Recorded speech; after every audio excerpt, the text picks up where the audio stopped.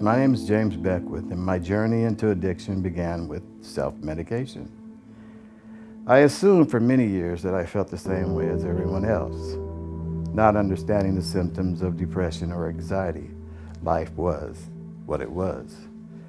Although there are many factors leading to my drug use, two that stand out for me were the loss of my grandmother and the start of school busing.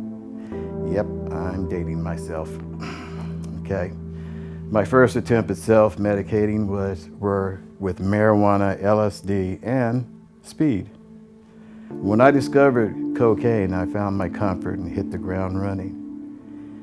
Years of making my newfound love of cocaine brought new priorities into my world. Taking a back seat were my family, friends, relationships, spirituality, and the law.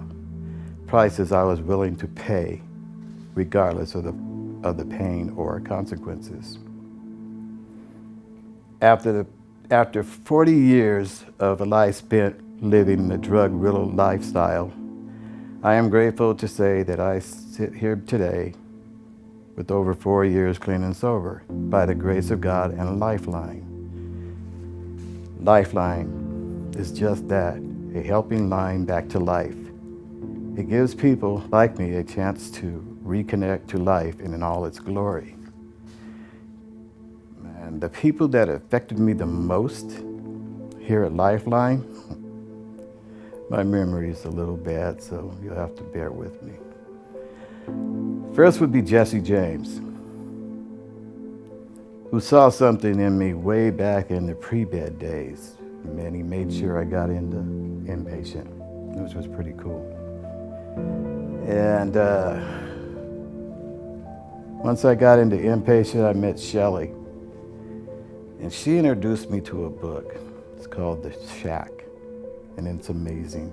It brought me back to my feet, firmly planted in faith and spirituality. That's back to my religion where I grew up at. Intensive outpatient and Elizabeth provided me with a perspective on recovery, one that fills my life and it makes me completely happy today. Then there's David from the men's group. I'd like to thank him for the lessons in quantum mechanics. I still haven't figured out how far down the rabbit hole I want to go, but I'm working on it. And Jessica, God bless you for DBT, or as I so fondly call it, diabolical behavior therapy. Chris, for always saying hi in the hallway, always seeing him.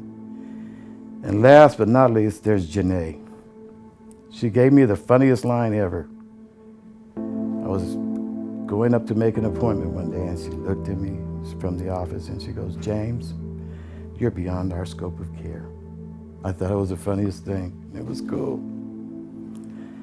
And I thank each and every one of those guys. As for what my recovery has done for my life, it has done just that, given me life. Sometimes I find it hard to put into words Sometimes I find it hard to put into words the joy that I feel today. One that does come to mind is outstanding. I am blessed and highly favored with friends, family, and a greater relationship with my Lord and Savior. Each day, my journey begins anew. The sweet memories of yesterday and the grand expectations for tomorrow. But forever living in the moment. For truly, that is all we really have.